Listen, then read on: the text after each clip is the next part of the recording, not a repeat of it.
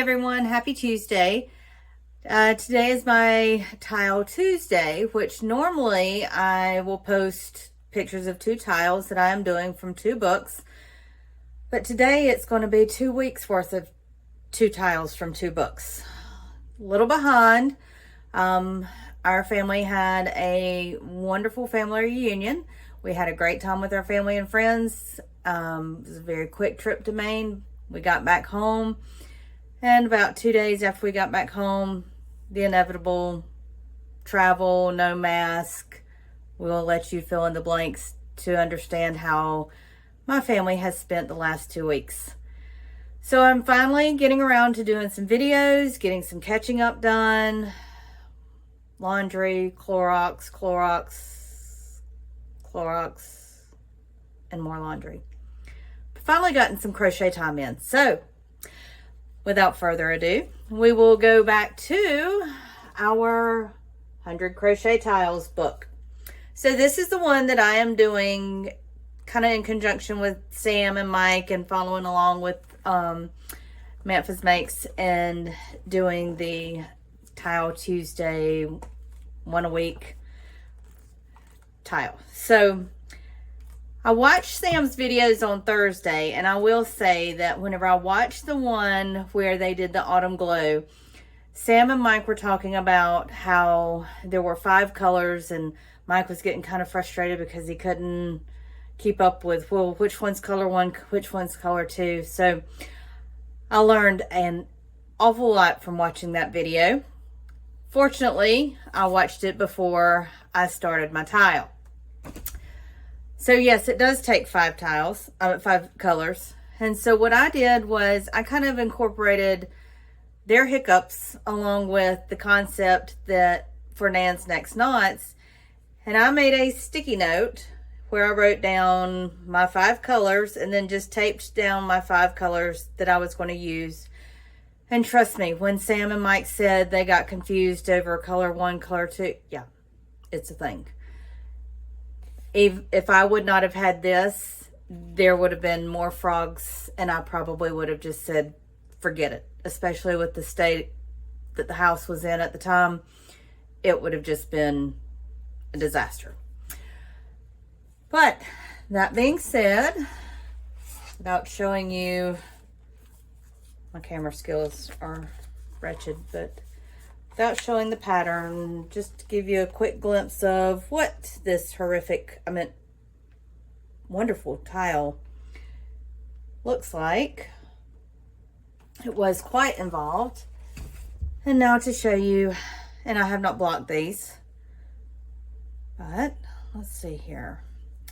This is where we ended up. So I will say, I do love the colors that I did. I did the Rowan Summer Light DK yarns on these, and again, I was very happy with how this one turned out.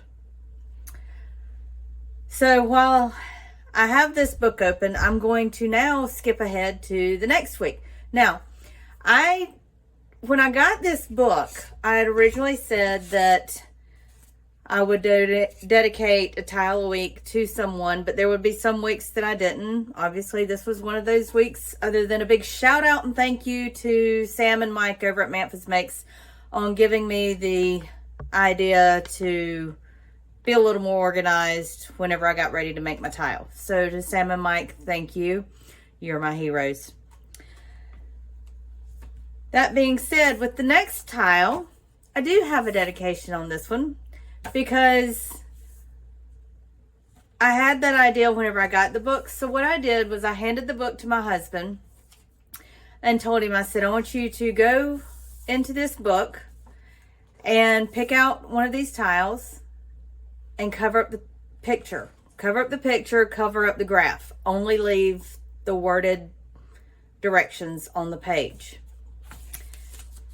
So this, and it'll be quick so I don't give away the pattern, but this is what he did. He covered up the chart and he covered up the picture.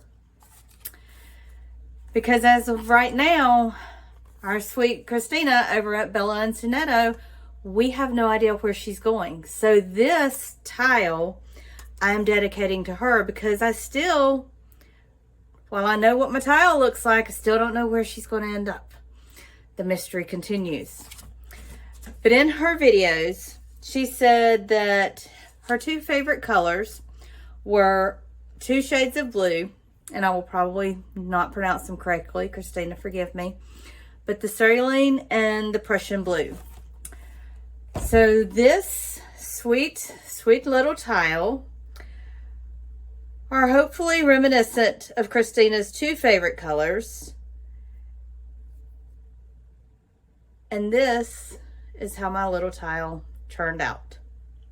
So while I know how my tile turns out, I still don't know where Christina's going to turn up. Christina, if you're watching, safe travels, happy packing. I know you've got a lot going on, but just know you're being thought about in a lot of really fun ways. So that one goes out to Christina. Moving along, we are now into the Granny Square source book. So for this one, here's the tile or the Granny Squares for what would have been last week. And this is how mine turned out. Using up some yarn that I have in my stash, so I'm not really getting too particular with this, not having any idea what direction this is going to go in. It might be a blanket, it might be a little drawstring bag, it might be a little zipper pouch. There's no telling what it's going to end up being. It'll probably be next year before we ever get to that point anyway. So now this week, the next tile, and we'll try to get it in there. Ended up, this one is called the Lazy Daisy Square. So this is where we ended up with our Lazy Daisy. And I actually really, really like that one.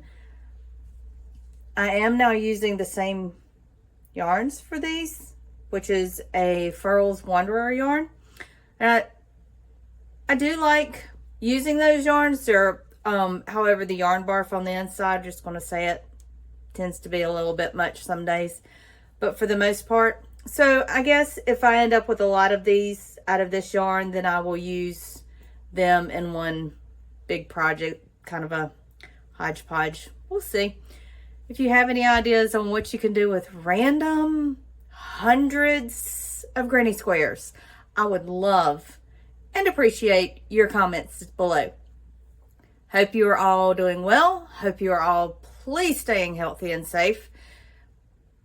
I'm not a big fan of the mask, but after the last several weeks in my house, if you're going to be traveling, I would advise to wear a mask. Thanks for watching. Hope you all have a great Tuesday. Bye, everyone.